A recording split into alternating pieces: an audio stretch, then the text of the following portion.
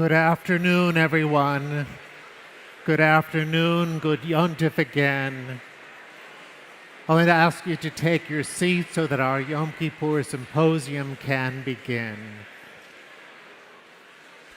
Thank you for taking your seats and allowing us to continue on time. I'm very pleased that there's schmoozing and kibitzing to visit with family and friends we haven't seen. Our time continues in what has been historically a very powerful, personal, and meaningful hour on Yom Kippur, a day of reflection, a day of considering. Four people have traditionally been identified to respond to the theme, How Judaism Has Shaped My Life. And while it is a singular theme, there's no question but that the four speakers have unique stories, personal anecdotes, and personal memories to share with all of us that shapes our day and leaves us with more to think about than we can imagine. And I'm so grateful that after all these years of the Yom Kippur Symposium, that four trusting souls respond to my call or my letter and accept this gracious and important invitation. In the order that they're listed in our program, we'll be delighted to hear from Karen Edelman, Ad Fastow, Mila Goldstein, and David Umanski. So it's my privilege and pleasure to invite Karen to begin.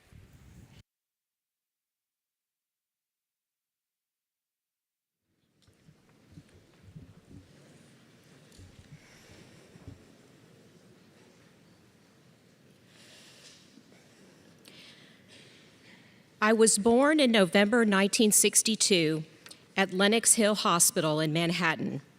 A week later, I was swaddled warmly in a blanket and carried outside by a nurse to the parking lot where a very excited couple, Diane and Hal Lapidus, were anxiously waiting to receive me and fly back home to Houston, where I would spend the better part of the rest of my life.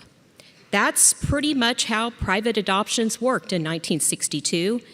The wife of my birth mother's OB-GYN happened to be best friends with my Nana, who lived in New York City.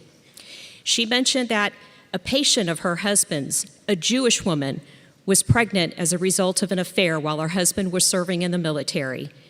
And she wanted desperately to put her baby up for adoption with one important request.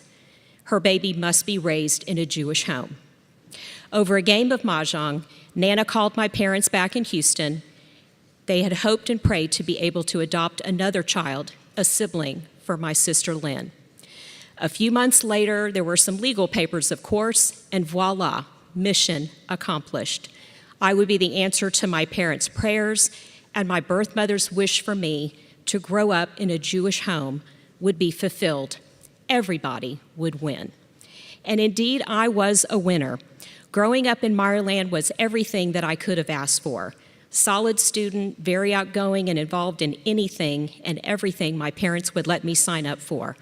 Lots of sports, JCC theater, speech tournaments, modern dance, Reichman BBG, Nam of Loeb, and loving every minute of it.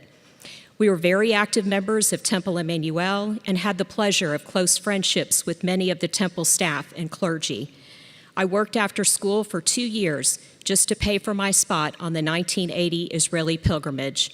Jewish life in Houston was good, and I was fortunate to have parents who provided every opportunity for me to be an active part of it. After graduating from Bel Air High School, I went on to the University of Texas and pledged AE I remember feeling what sisterhood truly meant, being with my Jewish sisters and knowing that years later, no matter what, we would always be there for one another. But I also began understanding more about myself after college when the familiarity of day-to-day life and the challenges of the next journey took hold. Trying so hard to fit in with new people and situations was my goal. Instead of focusing on goals or achievements and reaching milestones that were really important to me, my goal was simply to blend in, not stand out or be different from others. When I moved back to Houston for graduate school and the start of my career in healthcare and a marriage to my college sweetheart, I began doubting my legitimacy.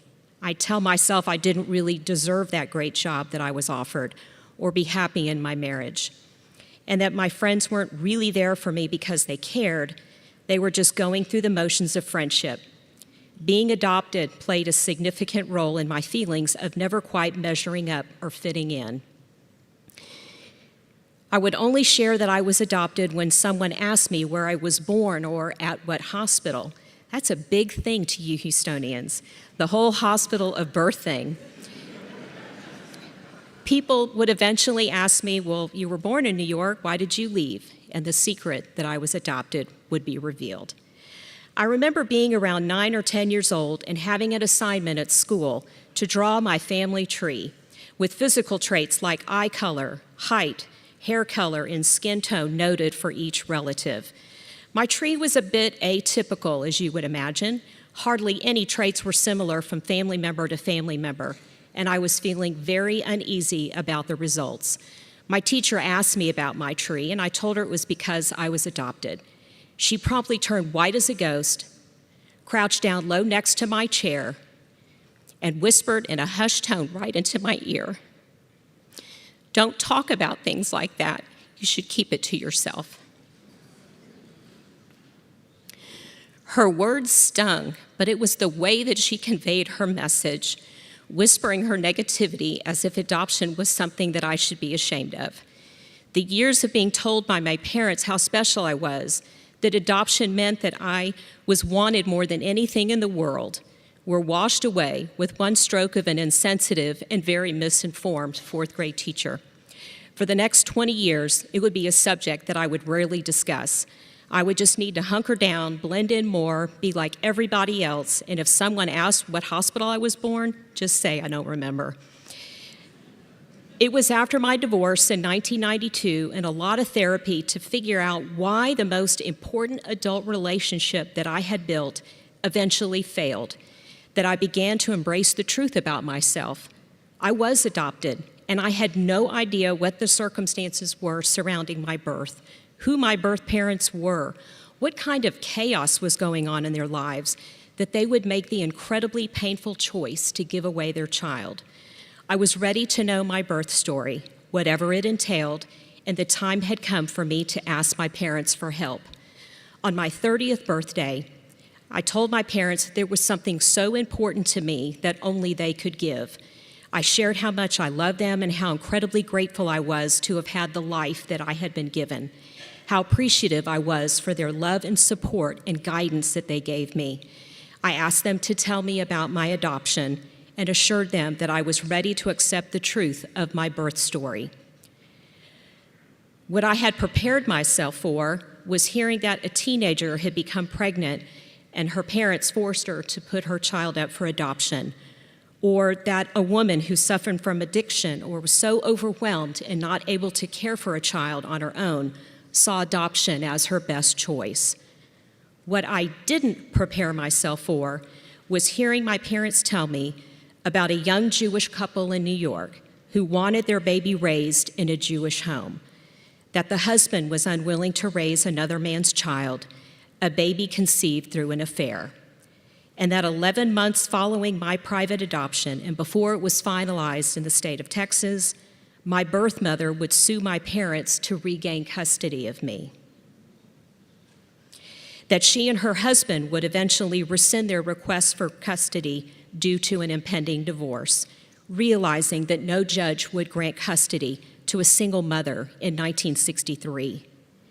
My dad handed me an index card, something he had been holding on to for those 30 years, and it read, Marion and Carl Sandberg. Just in case I ever asked them for information, he had stowed it away. My eyes couldn't believe what I was reading. Sandberg. Never in my wildest dreams did I envision that I was a card-carrying member of the tribe, Jewish birth mother's baby. I might have thought I was Jewish, but now I had proof. And so, almost 30 years ago today, I began my search for more information. Keep in mind that this was way back in the day, well before the internet, 23andMe, Ancestry.com, or most other high-tech search capabilities. But what I didn't think about was who might be looking for me. In 1990, Jerry Sandberg from Newburgh, New York, joined the Adoptees Liberty Movement Association, ALMA. He joined their database, hoping to find his baby sister. Jerry and his twin brother Jeff from Dallas remember their mother being pregnant, but coming home from the hospital in 1962 without their baby sister. Like every other family member, they were told that I died at birth. They were raised by their grandparents, and as they grew older, they often questioned the legitimacy of the story about my death. How did I die? Where was I buried? What was my name? In 1990, they discovered the truth that I was indeed alive and had been adopted by a family living in Houston, and they were determined to find me. Their big discovery came after a visit to the New York Public Library in the Room of Records, finding a birth certificate for baby Sandberg, female, born on my birth date, but with no death record. They had been told that I died at birth, but never fully accepted or believed their mother's story. Learning that they had been deceived by the very person, their mother, who was supposed to be the most trustworthy person in their lives, was shattering, especially for Jerry. It impacted his ability to trust people and develop healthy relationships for many years. Soon after I began my search, my father, Hal, saw ALMA featured on an episode of The Oprah Winfrey Show. It was about family members searching for relatives who had been impacted by adoption, known and unknown. ALMA offered a safe way for a mutual match to be made. Only if both parties were searching for answers would information be disclosed. On Super Bowl Sunday, 1993, I received a call from a caseworker at ALMA explaining that a match had been made to my older twin brothers, Jerry and Jeff. They had been looking for me for more than 10 years. Within days, we were on the phone constantly, sharing stories and filling in the blanks about our childhoods, physical similarities, names of family members, when we could meet in person, sending photographs back and forth between New York, Dallas, and Houston. 6 weeks later, we met for the first time here.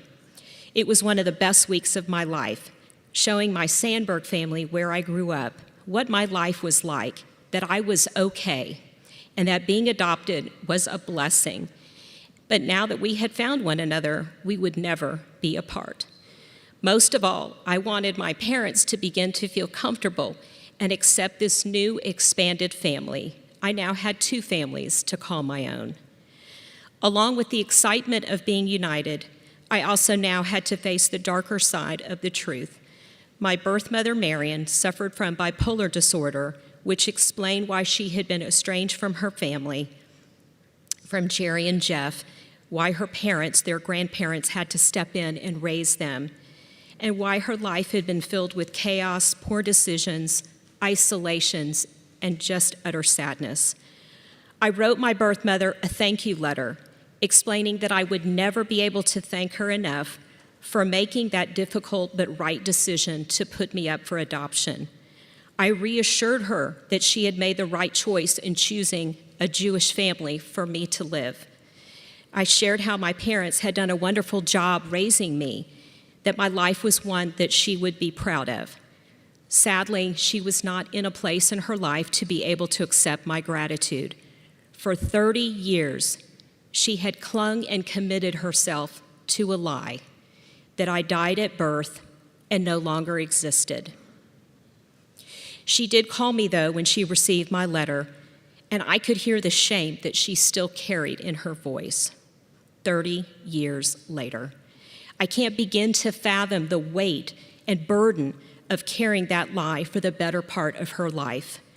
She passed away during the pandemic, and I pray that she was in some way at peace with the life that I was given through my adoption. Finding out the truth about my birth story has been life-changing. My mom says that I was different afterwards, more confident and comfortable in my own skin after finding my brothers. Over time, we've managed to become one big, happy family. The Edelmans, my husband Mark, and my children Jared and Anya, the Lapidus's, my father Hal, who passed away in 2014, and my mother Diane, who is joining us virtually today, and the Sandbergs.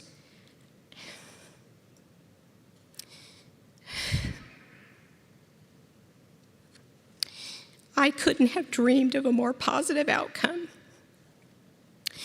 I'm so honored to have my brother Jeff with me here today.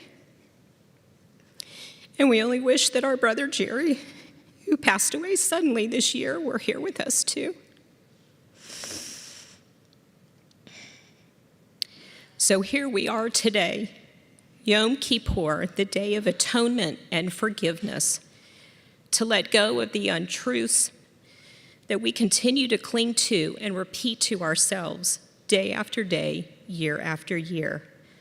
What I have learned through this experience is that time isn't a given, and the truth is hard work. Lies inflict pain on those we deceive, regardless of the circumstances. Telling even those harmless little white lies that come oh so easily. They may feel convenient and more comfortable than reality, but eventually the truth is known. Today, on Yom Kippur, let us be more forgiving of those who are dear to us and commit ourselves to living our truth. A new year, fresh chances to embrace reality and be comfortable with who we are, what is real in our lives, and most importantly, to be more truthful with those that we love in 5783. Good Yom Tov.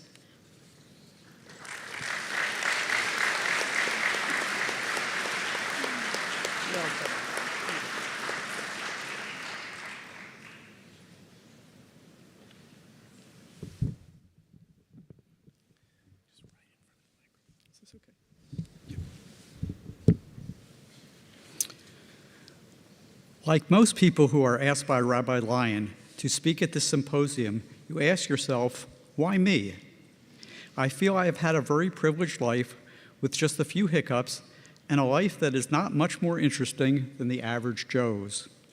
But when writing this speech, I realized that Judaism has shaped my life.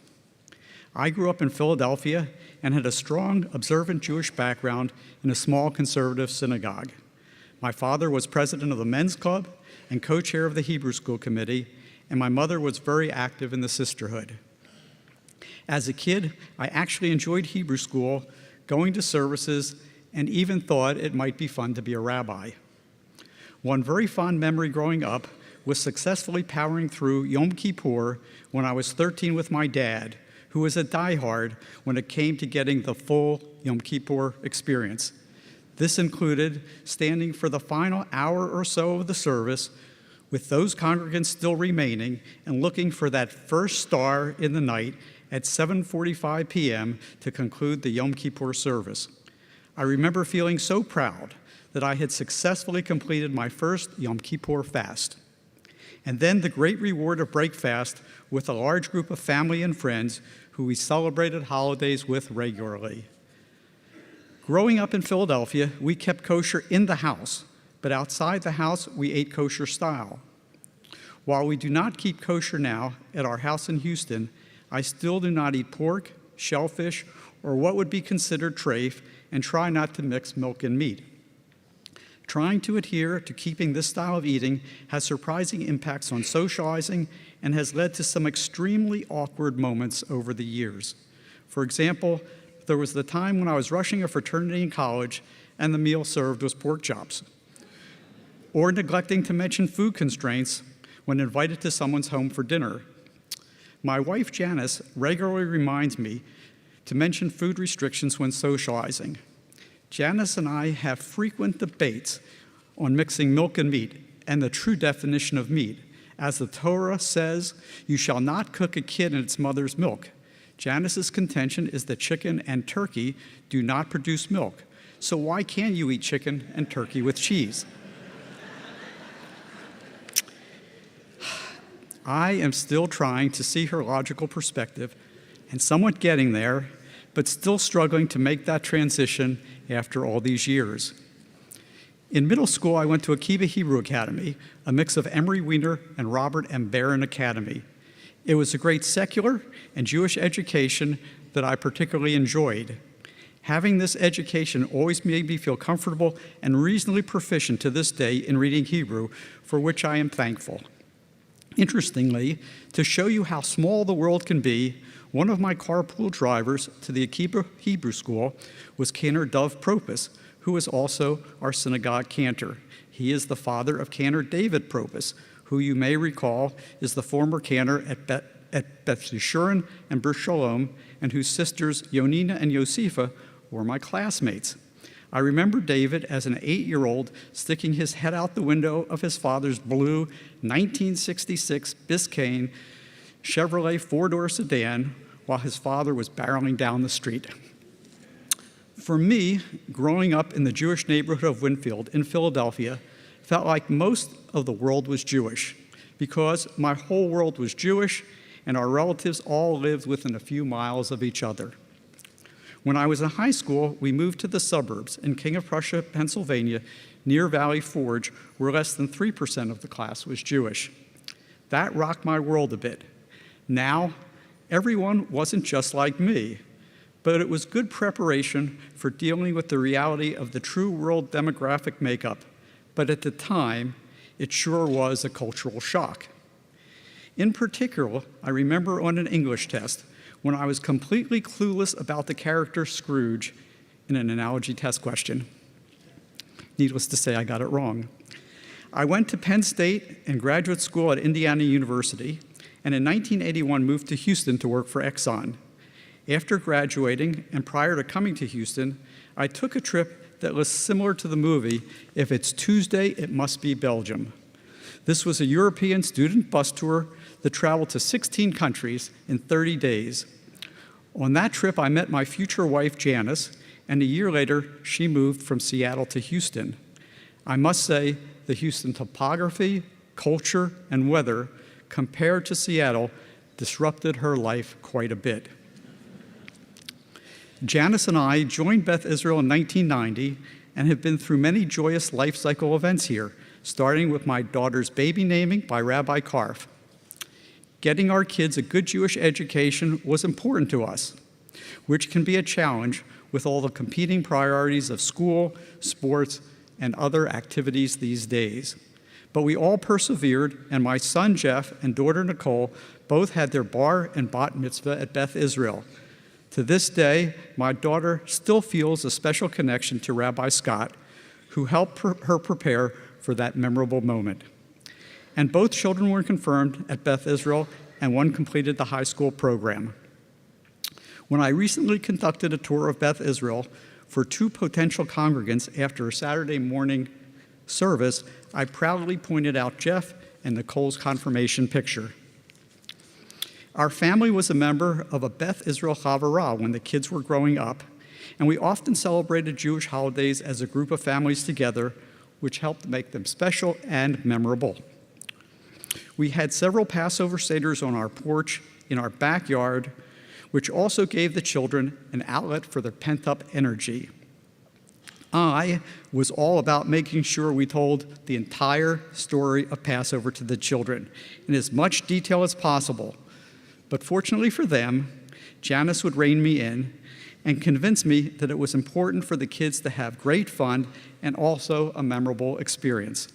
For example, her arts and craft project of having the kids make a parchment map of the 40-year trek through the desert was a big hit. To this day, my daughter's favorite holiday is Passover, as it is all about family and getting together and trying to have fun along with the whole religious experience. Before the term work-life balance was popular, I can attest to struggling with that very issue. Back in the day at Exxon, it was very easy to put in an extraordinary amount of hours at the expense of your family activities. Deadlines, travel, and projects are often at odds with family activities, and it is all too easy to miss family events. And that tug back and forth between work and home commitments was often a very big struggle for me. One day, an older guy at work who was retiring said, "I never met anyone on their deathbed who said, 'I wish I had worked more hours.'"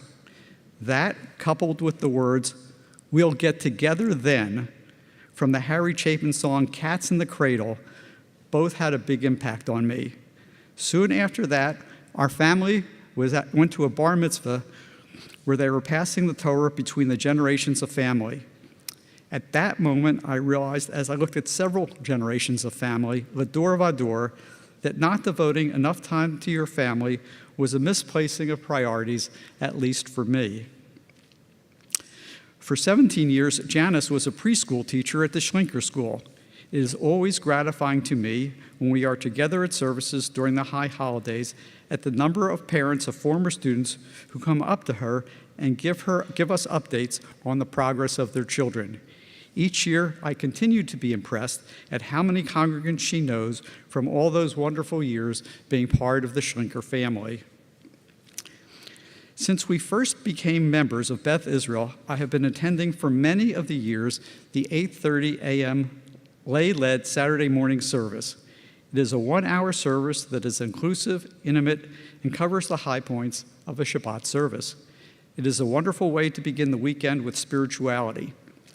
Since Ira Black died 8 years ago, I have coordinated in one form or fashion the service with Bill Spindler, Don Berta, and David Scott, and now lead it every 3 weeks.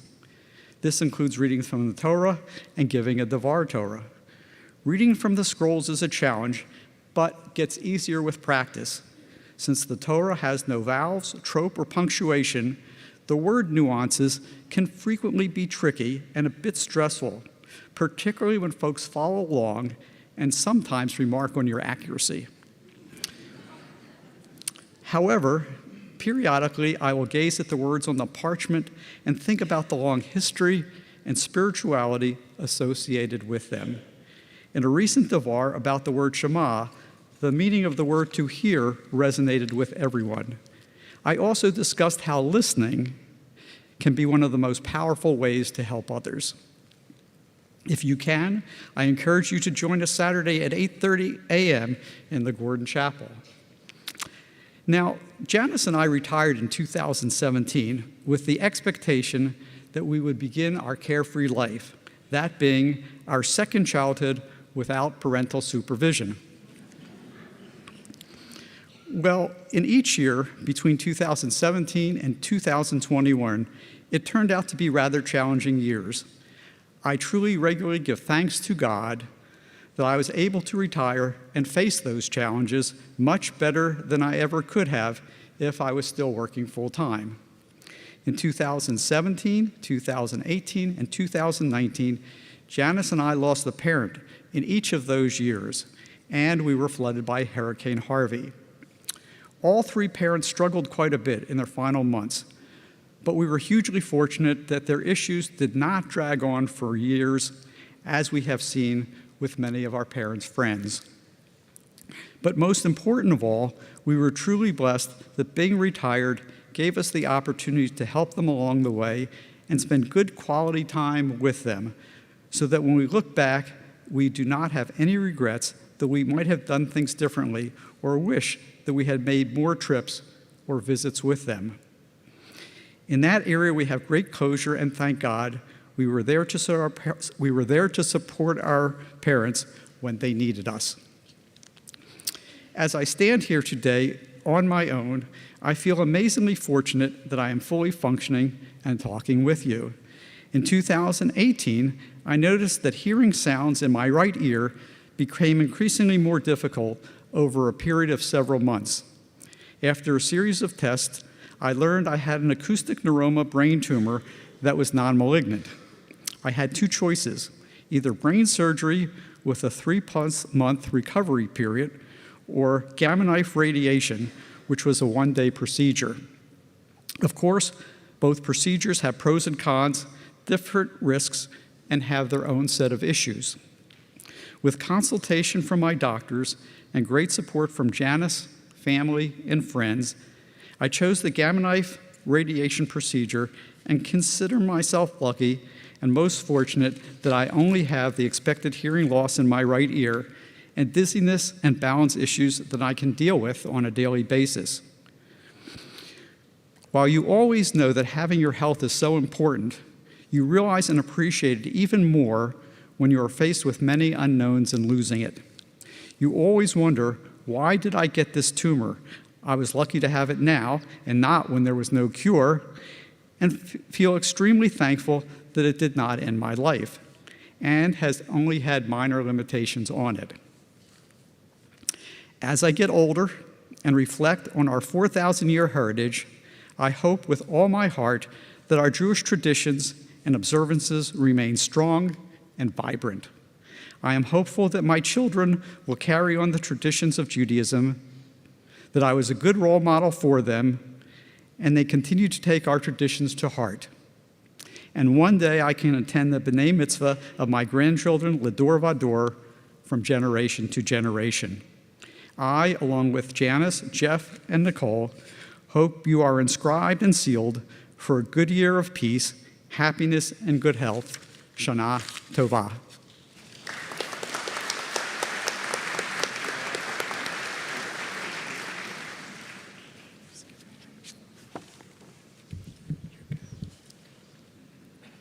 Lashana Tova.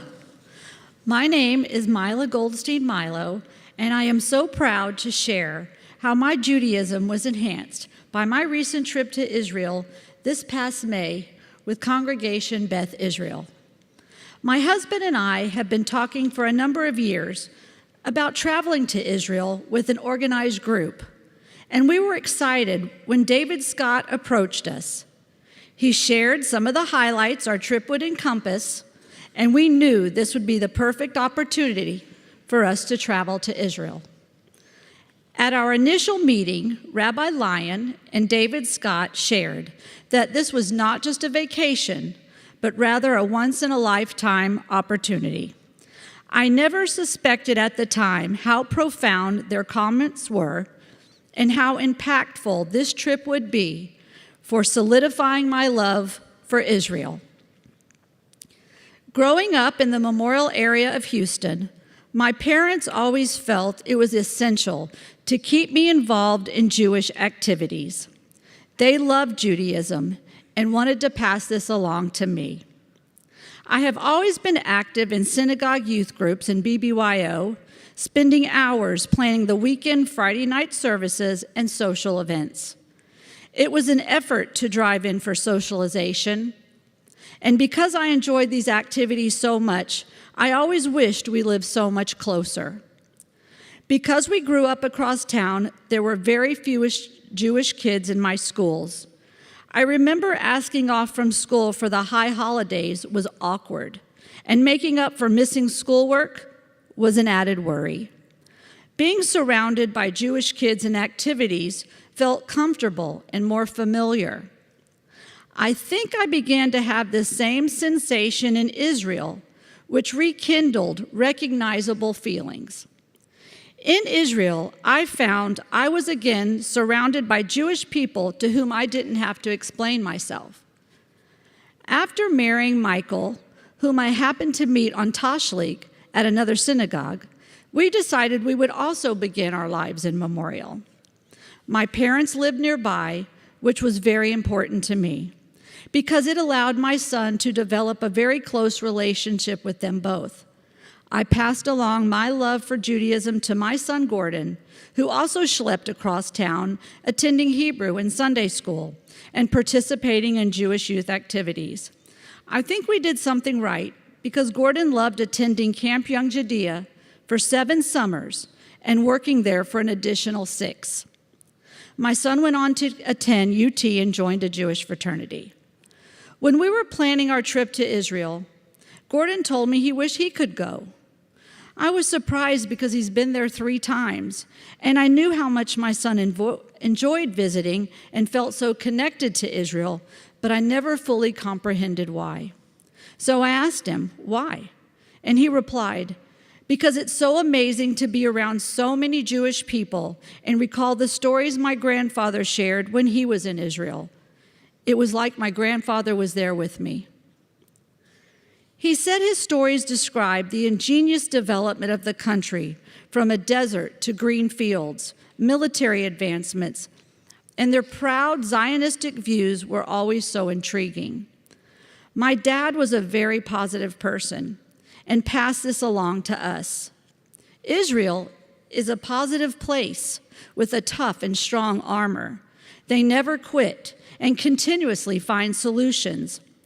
This is how I have led my life as well, and I owe this to my dad. Positive on the outside, but always looking for solutions on the inside. I never quit. This was evident as I experienced my travels throughout Israel. When we landed at Ben Gurion Airport in Tel Aviv, I began tearing up. I saw many El Al planes displaying their blue and white stars as if they were welcoming me home. This was my first experience of feeling connected to Israel. I knew then that this would definitely be an experience, not just a vacation.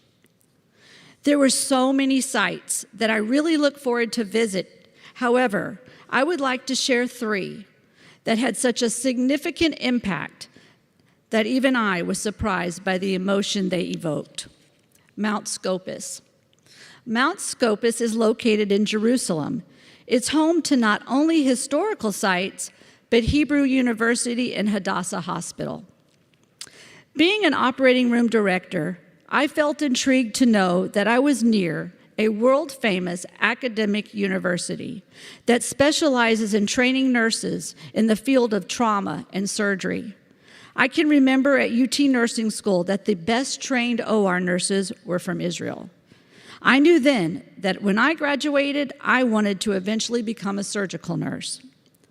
Stopping at Mount Scopus was meaningful to me career-wise, but this is not what actually moved me. Rabbi Lyon led us with an emotional Shehekianu prayer, followed by the blowing of the shofar, purchased that day by David Scott, which we will enjoy again later this afternoon. It was there that the capstone of my journey hit home. As I stood arm in arm with my husband and my new friends, I felt the culmination of the importance of Israel spoken by my parents pop out of nowhere. I started to cry. Where was this coming from? It was from the love of my parents, the love of my husband, the love of my family, and now the love of Israel. I wanted to call them right then and say, I see what you saw. I get it now, but I can't. They have both passed away over the past 2 years, and I miss them so much. Later that night, I dreamt of my dad, who told me in my dream that he was fine, and I will be too. I still wonder if that was wishful thinking that I dreamt of him that night. I will never know. But what I do know is the dream was real to me, and it happened in Jerusalem. No trip to Israel is ever complete without an emotional and meaningful tour of Yad Vashem. This sacred place is set in such a beautiful section of Jerusalem and plays an important role in educating the world about the horror of the Holocaust and paying tribute to the survivors. It was a special place for me, personally, as I could see and learn about all the locations and photos of the concentration camps that my dear father-in-law, Ted Myla, survived. The most important experience on our trip included visiting Yad Vashem, because there, I knew right there, I was going to be a voice for tolerance and a voice for Israel. My father-in-law was a very private person. He never spoke of the atrocities he experienced with anyone in the family, which is very common of Holocaust survivors. Ted was a positive person, just like my dad. How can anyone who went through what he did be positive? While visiting Yad Vashem, our tour guide pointed out how impressive the museum is designed. The striking structure exits onto a balcony with spectacular views, giving one a sense of hope no matter what, that there will always be something beautiful awaiting you. The openness and view create a feeling of being freed, which in my opinion was effective. Now I get it. The brilliant architects visually explained what Ted had not expressed, but how he lived his life. Lastly, my Judaism was enhanced by visualizing the real-time realities Israel faces every day for existence. Visiting the Golan Heights strongly moved me. I had always read about the area that bordered Israel and Syria and understood it provides observation points deep into Syria. I knew Israel took control of most of the area during the 1967 Six-Day War. We stopped at a beautiful kibbutz a few miles from the area, jumped into jeeps, riding up to the Israeli-Syrian border. We passed beautiful red poppies, storks flying overhead, and landmines a few yards away. Seeing this area with my own eyes was emotionally overwhelming. Talk about putting things into perspective. Earlier that day, I heard Israeli fighter jets had bombed 2 sites in Syria to eliminate an earlier threat in the area. I learned that day that Israelis need to dream big and that Israel is always the test market. The country's leaders understood there was no other choice. They could not fail. Ein breira, there is no choice. This was not just a reminder, a mantra, but a reminder of the pressing existential threats they faced and still face today. I could relate to this concept because my dad taught me that failure is not an option. Growing up, I struggled in school. Although I now have a master's in nursing and a leadership position at Memorial Hermann, it was not easy getting there. Many times I wanted to quit. But by remaining optimistic and never giving up, I found alternative learning methods to accomplish my goals. While standing on the hill overlooking Syria, I felt at that moment Israel too must summon its inner strength and resourcefulness to meet the challenges of survival. Often we must push through bad times, whatever they are, to get to the goal line. What is needed is perspective. You cannot have it both ways. You need to go through the struggle to grow and develop to become the best version of yourself. The same applies to Israel, and that is what moved me that day. Israel and I have a lot in common. After completing this journey, I feel it is my obligation to become an ambassador for Israel. My trip was initially to explore the many historical sites and connect with the Jewish homeland. I came home with so much more.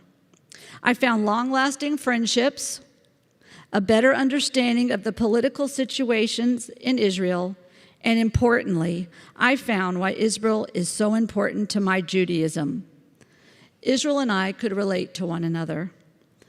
Israel reminds me how resilience plays an important role. It's knowing that you can overcome challenges and be at a better place or person because of it. Israel is an impressive country that not only must manage its conflicts, but keep a keen eye on the future. As we conclude our Nila service later today, remember the last line we will chant, next year in Jerusalem. Thank you. Lashana Tova.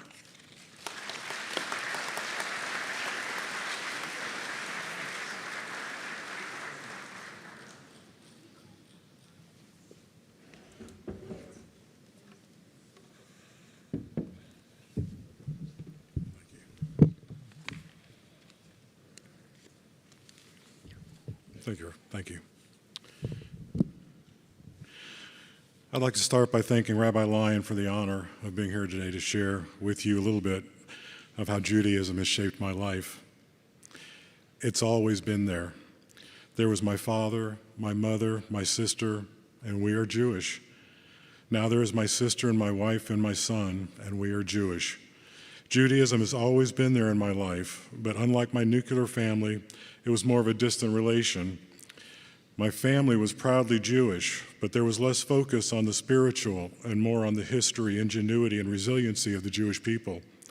I grew up learning how the Jews shaped the world through their intellect and tenacity, forever fighting for survival throughout the centuries in every corner of the world, all while maintaining their identity, culture, and faith. But that last part, faith, that too was like a distant relative, acknowledged but not part of our daily lives, seldom discussed. Perhaps it was due to the times my parents grew up in. My father was born in 1912 in Nemiroff, Ukraine. He and his mother were abandoned by his father at the age of 4. He had traveled to the United States to seek a better life while both his wife and son were cruelly left to suffer the pogroms and the Bolshevik Revolution on their own. Eventually, my father's uncle sent for him and his mother. Both were brutalized and degraded for being Jews during their years-long journey to America. Even more painful than the journey was the knowledge that it was indeed my father's uncle and not his own father who had finally arranged passage for them to America. When they arrived in America, my father was dismayed that his mother returned to her husband, but that's the way it was done. Their family eventually grew to include 2 sisters and a brother. By this time, the Depression was in full swing, and it was left to my father to provide for his mother and siblings. For his own father had never failed to fail his family. At a time when 25% of the country was unemployed, my father never held less than 2 full-time jobs. There was no time for Hebrew studies, no time for prayer, no time for tradition. Assimilation into American culture and a conviction to never be like his father became my father's driving force, his obsession. Due to my father's sacrifice, his sisters and brother enjoyed the luxury of stability, a loving mother, tradition, and faith. My mother was born in 1929 on the eve of the Great Depression to a poor rural family in southern Alabama. She too was abandoned as a child by her father. He was a holy roller, a Southern Baptist minister from a family of renowned Southern Baptist ministers. He did not practice what he preached. There was no love or self-sacrifice in her home, only privation, abuse, and hypocrisy.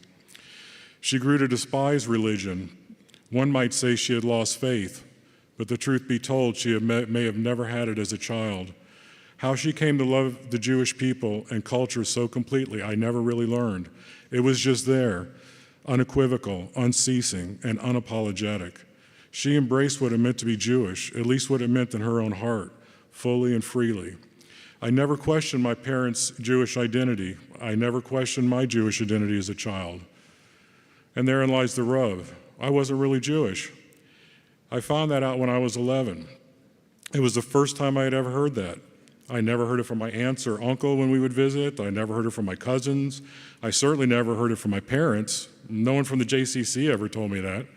How could this be? The first time I had heard it was from my 13-year-old nephew, Jason Umanski.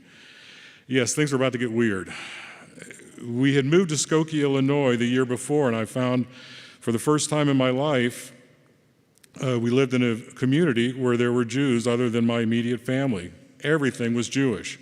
There were synagogues, Jewish delis, Jews in school, Jews in the stores. We had always had Jewish doctors, so that remained familiar. My eyes were open that we were not alone. There were Jews everywhere. And then I met Jay. I was taking a summer woodworking class at the junior high school, and the instructor called roll. I answered when I heard the name called Jay Umanski, and I politely corrected him that my name was David Umanski. It was obviously a clerical error since I had never even heard of a Umanski that was not a direct relation. No, I have you here. There is also a Jay Umanski, he said. After roll call, I was feeling confused when Jay strode over to me and announced that he was my nephew, and I was his uncle. I, of course, thought he was nuts. But he asked if my father's name was Ben. It was. He asked if my mother's name was Sula. It was. How could this be? Who was this person? By the end of the first class, I had learned that my father had another family. He had a wife named Molly, and they were still married. I had 2 half-brothers, Alan and Frederick, and a half-sister, Anne, as well as several nieces and nephews. My parents were not married, but living in sin. My half-sister, was married to my great-uncle on my mother's side. And I was not Jewish because my mother was a Gentile.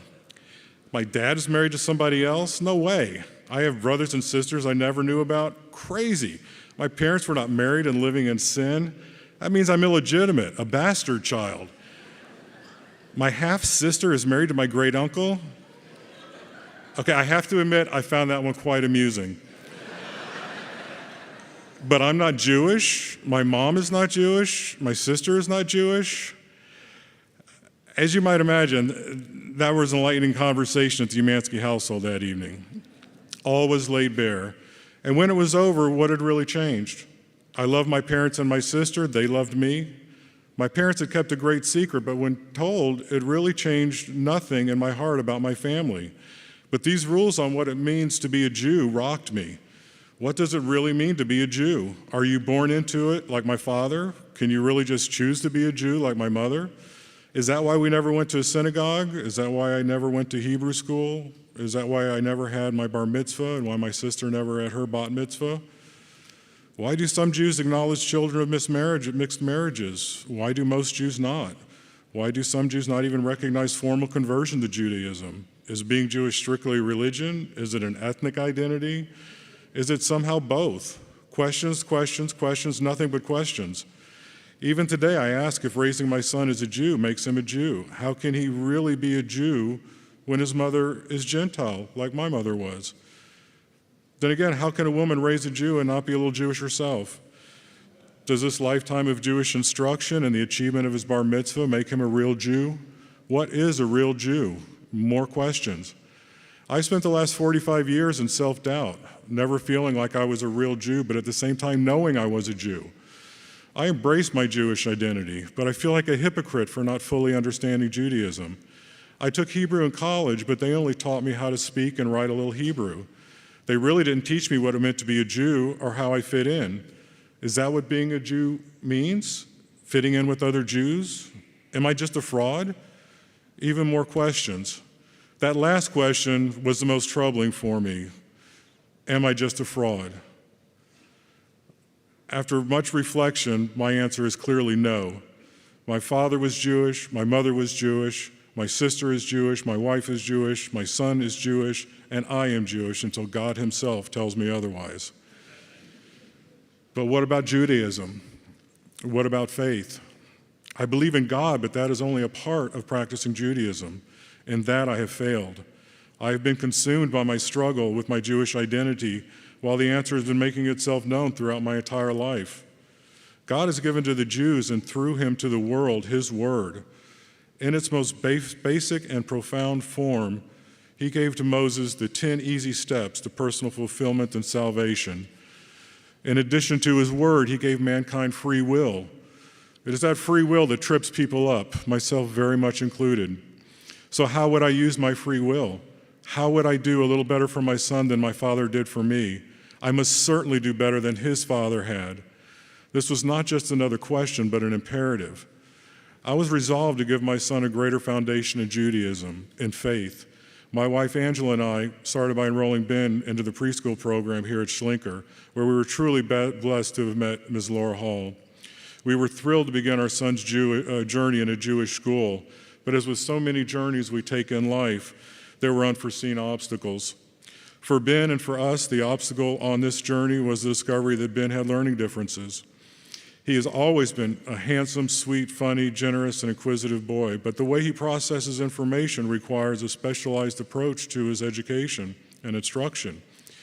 We were very fortunate to have discovered this so early while here at preschool. His teachers recommended an intensive one-year program at the JCC called STARS, called the STARS program. And from there, we went on to the Joy School in Montrose, where he continued to receive excellent intensive instruction from kindergarten through 8th grade. We were so happy to have real options for our son to realize his immense potential and gain the educational foundation for a bright future. But what were we to do about his Jewish instruction? How would he navigate the complexities of religious teachings, traditions, and the Hebrew language he would need to achieve his bar mitzvah? When Ben was 6, we enrolled him in Sunday Hebrew Studies program and learned that very same year, through the generous endowment made by the Tucker family, Congregation Beth Israel was able to launch the Aliyah program for students with learning differences and physical challenges. These beautiful children, including Ben, would now have an opportunity to fully participate in this wonderful tradition that carries such deep meaning within the Jewish community. They would have the resources and incredibly caring and talented teachers and tutors like Laura Hall, Pat Mintz, Brenda Namer, and Debbie Uzik to take that important journey towards joining the full congregation through their dedicated studies culminating in their bar or bat mitzvah. I remember just a few short months ago standing here on the bema as my son Ben perfectly, if not a little nervously, recited and understood his prayers in Hebrew. What a beautiful day that was. And what great meaning that day held for my son and our family. And when it was all over and the stress of all the hard work we had witnessed Ben accomplish and our own stress over the years, helping him prepare, and the planning that went into the final event began to fade, we breathed a deep sigh of satisfaction, happiness, and relief. And in that calm, I reflected on my son's journey towards understanding Judaism, towards understanding his faith. And I was struck again by my own personal failure to take that same journey with him. What an opportunity lost. It was staring at me the entire time, and I still couldn't see it clearly. I had been waiting for my whole life for God to reach out to me. How ignorant I was. God was reaching out to me every day. I was just too blind to see it. Congregation Beth Israel was here for me all along. They helped us discover Ben's specific needs. They helped us find the programs in school that would allow him to reach his educational potential. They helped Ben in a truly meaningful way to find his touchstone in Judaism and faith. They provided a unique and wonderful way to guide Ben on his unconventional path towards a conventional bar mitzvah ceremony. All I had to do was reach out and accept. I thought I was leading my son to discover his path towards Judaism, to faith, but it was my son that was leading me, showing me that path. Understanding is in the doing. As I conclude, I have to wonder what moved Rabbi Lyon to invite me to speak today. Was it a sense that I might have something interesting to say that would be interesting?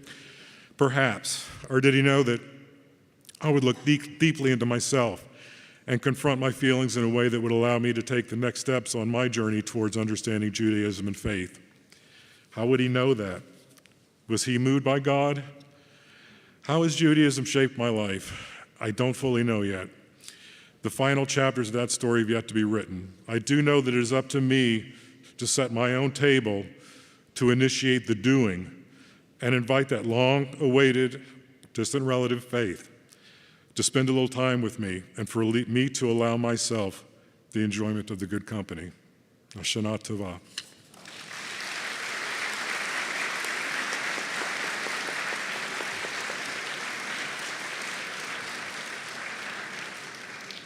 Will you help me thanking all of our speakers today?